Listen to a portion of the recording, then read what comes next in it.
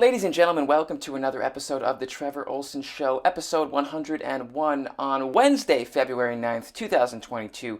I am your host for the evening, the afternoon, the night, the day that does it on. Trevor Ohlsen, it's good to be here. What's going on? If you'd like to support the show, you can head over to patreon.com/Trevor Ohlsen, where I do a bonus Saturday podcast every single Saturday, just like this. Not necessarily discussing the episode, but it's a bonus podcast that I've been doing for quite a while now, every single Saturday on Patreon at patreon.com/Trevor Ohlsen. You can also sign up and get autographed pictures, t-shirts. You can Skype with me, all handwritten letters from me, all sorts of fun things. So help me pay the rent, folks. I am in Los Angeles, California. If you don't sign up, I'm going to have to start eating babies on the streets. And believe me, there are babies on the streets here.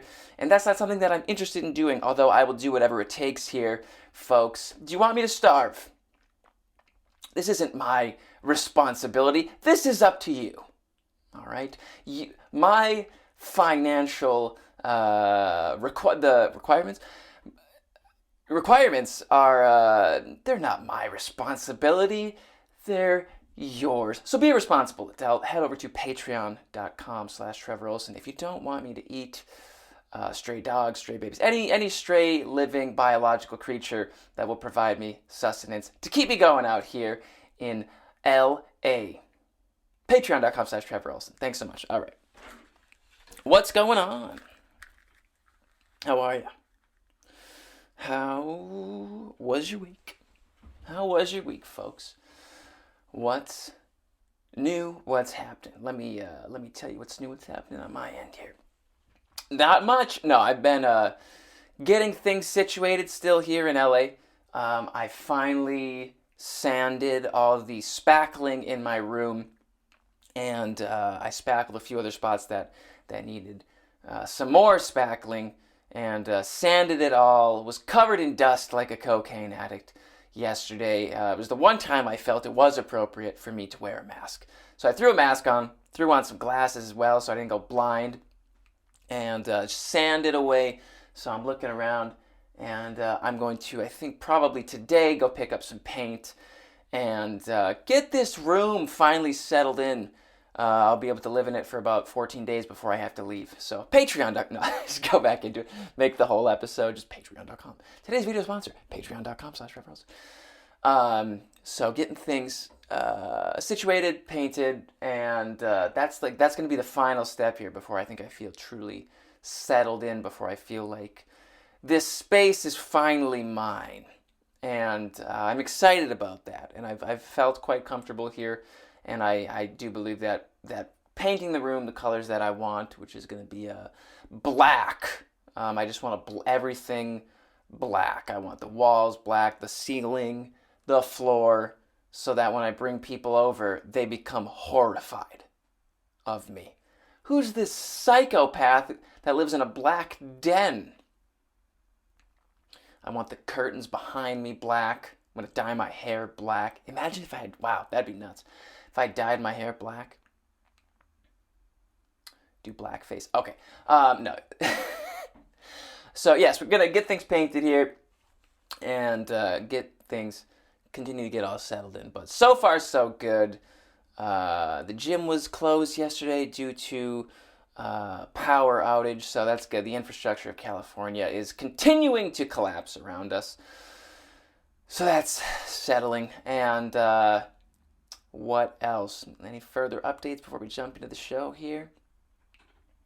I want to be able to play music on this podcast. I don't know how to do that yet. Like I'd love to be like, all right, let's get into the show, and then it kind of comes in and be fun. I got to figure that out. So just pretend that there's music right now. Do some nodding with me. Start of the show. Okay. What'd you guys think of the episode? Allt for Sverige, that is. What was it? Episode 4. Can you believe it? The series is already halfway over. Just like that. It's flying by. This week's episode, brought to you by Patreon, was Sharon's episode, and also my episode as well. We got to see a challenge. We lost one of the participants. We got to go to the capital city of Sweden. We got to drive around in cars. What else? That's pretty much it. Oh yeah, the kids went to school. We helped them out. Made some origami. All right, let's talk about it. Let's talk about this episode. Did you like it? Tell me what you think in the comments. Be sure to subscribe as well to this channel. This channel is brought to you by Patreon. All right, that's enough of that. So what was the beginning here? So prepare. I prepare for these podcasts. Always have, always will. Yes, that's right. So we're in Stockholm, which let me say we went to many different places in Sweden. I adored Stockholm. I thought it was beautiful. I thought I just really, really enjoyed my time there. I would love to go back. All the people were lovely. The restaurants were great. The food was wonderful. The architecture. I don't know how to say that word. Texture. Yes, I'm looking at it here. Didn't know how to run the elevator from the 1300s. That whole situation that was filmed was completely real. We had no idea how to run that elevator. Turns out we're just a bunch of fat Americans. Too much weight on that elevator. Maybe if John lost a few pounds, then we would have been able to go up. But he had to get out of the elevator in order for us to go up. Nikki and I. We got introduced to the kids, which was fun. We got to kind of help them pack up for school. You remember those days? Packing up for school. I mentioned briefly where I remember, just being a little boy and having my two older sisters with me, and we'd go out and we could new school outfits and backpacks and notebooks and crayons and coloring objects. And then we'd always take a nice little family picture together, me and my sisters. And we'd go off to school together. Man, those were fun days, man. I don't reminisce about my childhood, although I'm very fortunate. I had a good childhood. But it is fun to think about it every now and again. And there's something really beautiful and simplistic about being a child. Back when you could just, I don't know, shit your pants and it's okay. No, this was I'm thinking 8th grade. You're not 8th grade, 4th grade. I don't know, but I didn't shit my pants in 4th grade. I have a friend whose name will not be mentioned, who was in elementary school. And he for whatever reason, he thought that his teacher couldn't see what he was doing, nor his classmates 4 feet to his right and left. And he was just a curious little fella. He just started grabbing his dick right in the middle of class, just whip it out and start start feeling around with it, see what's going on. Oh, what's this? That feels nice. You start to figure out your body. I didn't figure that out in 4th grade. It took me a while, probably 6th grade. 6th grade was before I started, doing the dirty deed. Yeah, man, it was fun with my sisters going to school, getting that group picture taken. It's always exciting. Always had the butterflies in the stomach. Always the butterflies. What? Oh yeah, I found it pretty interesting because I wasn't there. That how encouraged the students were to pursue music. How encouraged they were to pursue a profitless, fruitless career that I've decided to go down. It's wonderful, the encouragement that the Swedes receive. I had to swim upriver here in the States where they said, be a doctor. Let's put the money in football. And I said, no, I believe in music. And what's it got me, friends? Nothing. No, I love music. It's good. Things are fine if you sign up at Patreon. That's the only way. Yes, we went to where was Sharon from? Sacramento? Sacramento, California. Not too far from Sharon these days. I don't know how far away is Sacramento from LA. Let's find out. How far is Sacramento from Los Angeles?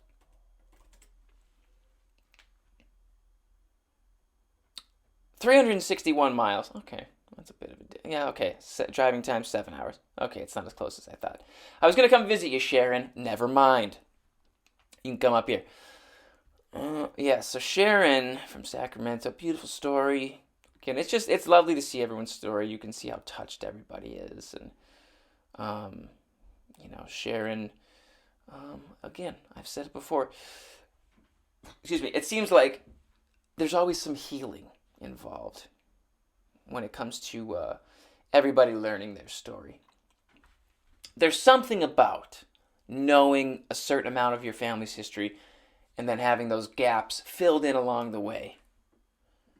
It's good. It makes your dick hard, makes your dick wet. I say stupid shit. Okay, let's see. Sharon. We get it, Sharon. I'm just kidding. Yes, the girls went Henny. They went and picked out clothes for Henny. I was not involved with that, nor should I have been. Swedish school. You can see the word slut written on the board. I think that's funny, especially since it's not talked about. And all the Americans who watch the show, they're just going to see the word slut up on the chalkboard, on the whiteboard. And there's no explanation. It just looks like we relearned the word slut. This is what slut means in Sweden. Everybody's a slut here in Sweden. That's what I learned. No. But I did, people are promiscuous. People have a good time. Swedes have a good time. And I'm all for it. Yes, learn some words. Yes, did some origami for the little fella. He was a cool guy. Did some origami. I learned origami in 7th grade. And for whatever reason, never left my memory at all. I've made some intricate pieces out of paper. Some involving over 30 pieces of paper. I can make this big ball thing out of 30 different pieces of paper. It takes like hours to make. I've made a handful of them. They're quite fun. Ah, yes, and then it gets into my story. Now here's where I care. I don't care about anyone else except me. Screw Sharon. No. It was cool. It was cool to see, my story. I was a bit hesitant to watch it. I wasn't sure how I would feel. I was a little nervous, but just slightly. But I enjoyed seeing myself. I always do. It was nice. It was cool to see my family. My family there when we were back in Michigan. We were talking to my dad. I love how they threw the bit in with my dad being like, I want to know if there's any psychopaths in our family. Any axe murderers, any serial killers, anything dirty that we need to dig up. I want to hear about that. And that's my dad in a nutshell. Yes, Lenhovda, small little town in Sweden. I remember when we went there, the crew that I was with, they were like, we've been everywhere in Sweden, we've never been here. So this was a very small town. I like to put that right up to the mic when I drink.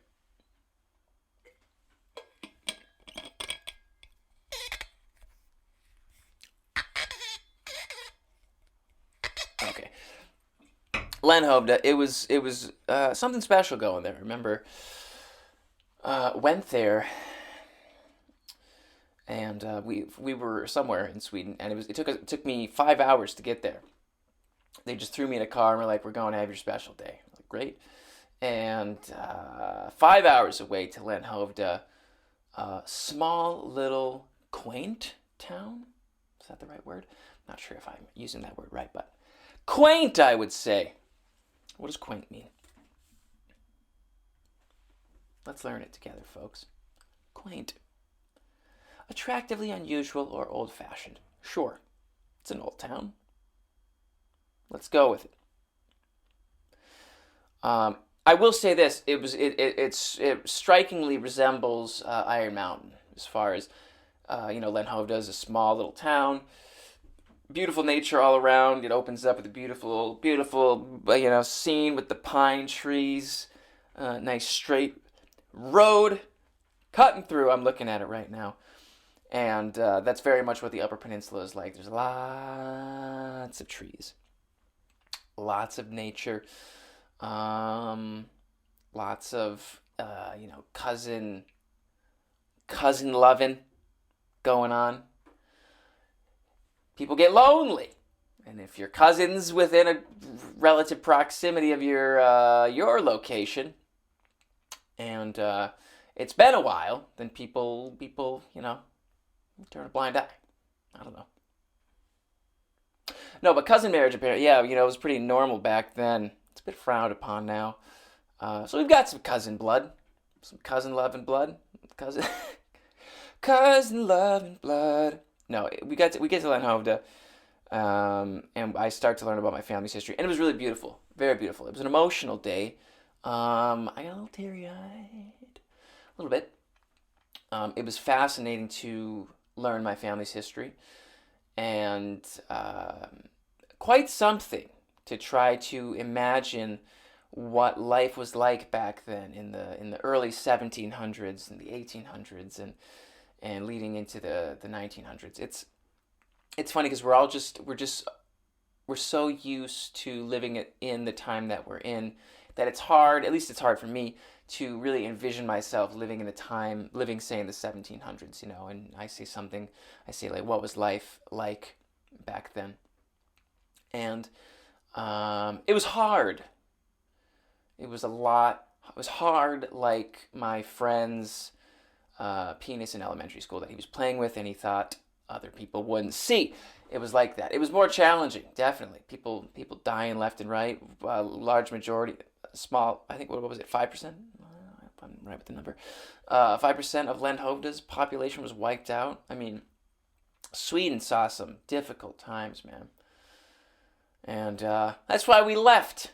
For you Swedes that stuck around, good for you. We took the easy way out. Hopped on a ship, said, we don't know where we're going or if we'll get there, but we're leaving here. We're not sticking around throughout the famine. All right, Uncle Billy's just died of alcoholism on the steps. See ya, Uncle Billy. Thanks for nothing. We hopped on a corroding, rotting wooden boat and spent months on the water going, we'll see what happens. We'll see what happens. Better than the 6 grains of rice we get per month there.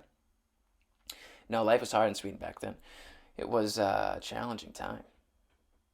Fascinating. It was really cool for me to learn about, and really quite surprising because I didn't expect it, how involved in the church we were over in Sweden. And I do consider myself a religious person. I went to a church last week for the first time. I'm trying to find a nice community out here in LA to be a part of. I would like that.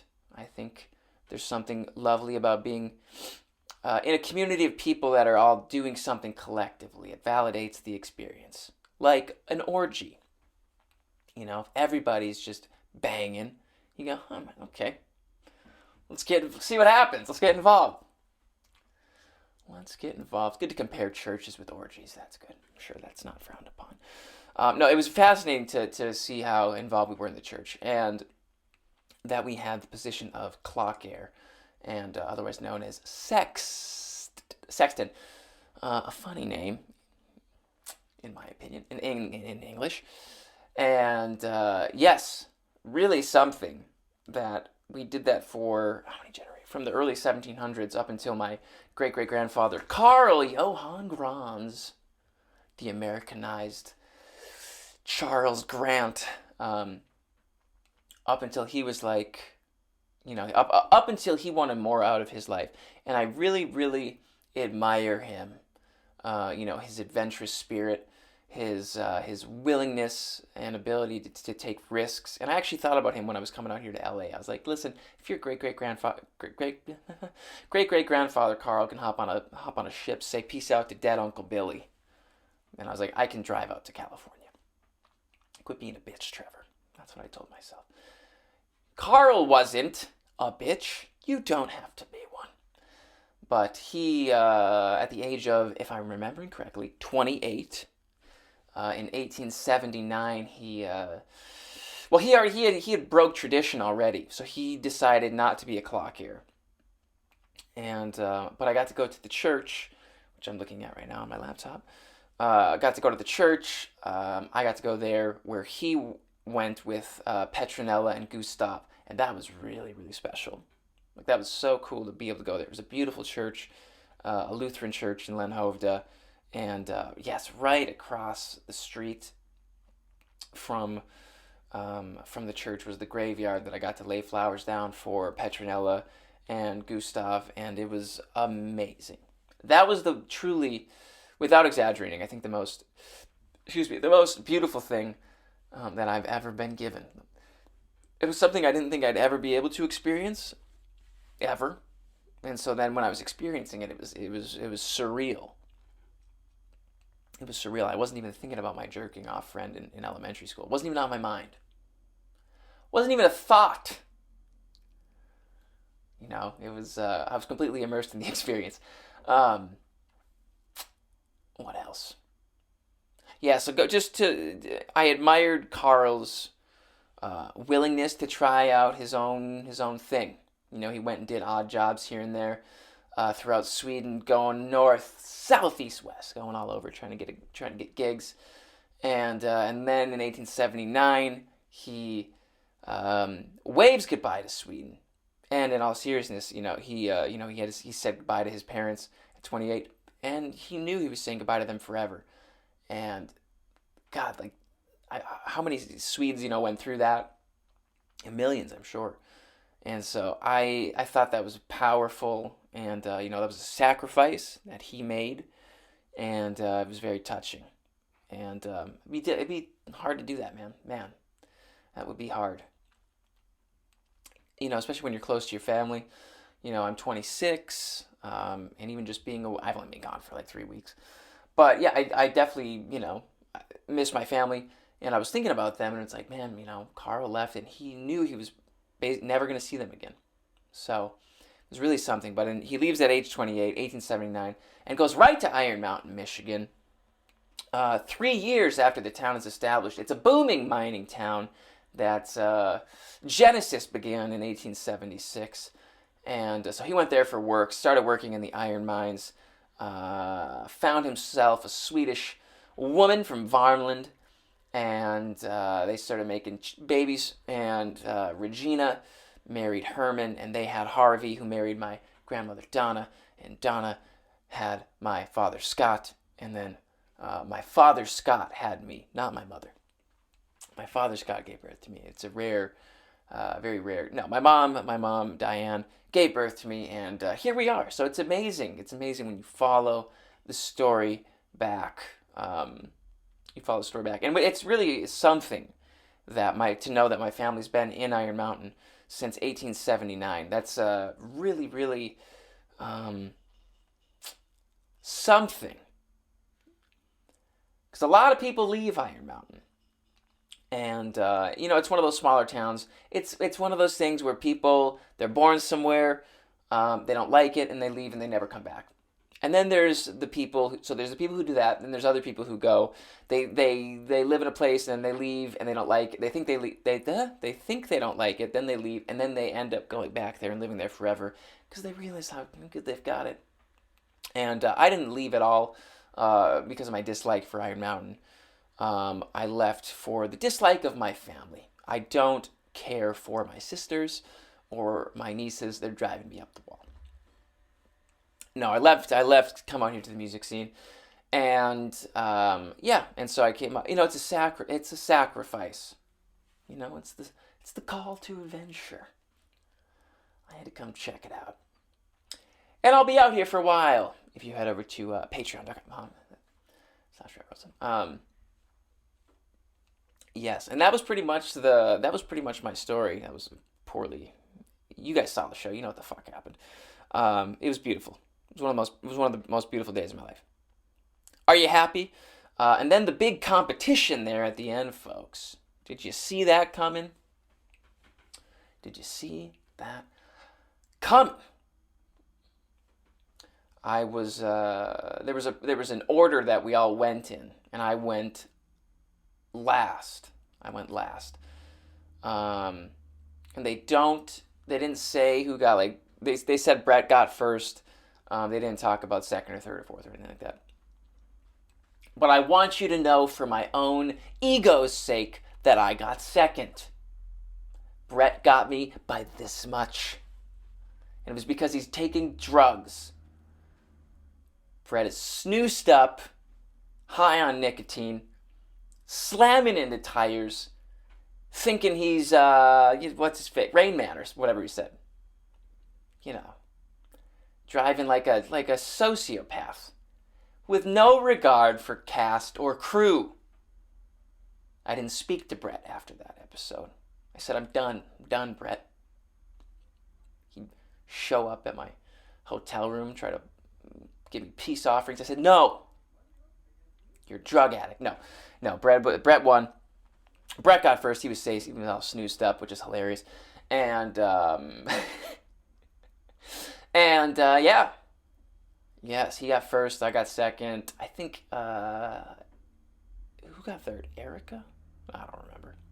I just remember my own shit. And, that's it. Very narcissistic and egocentric. No.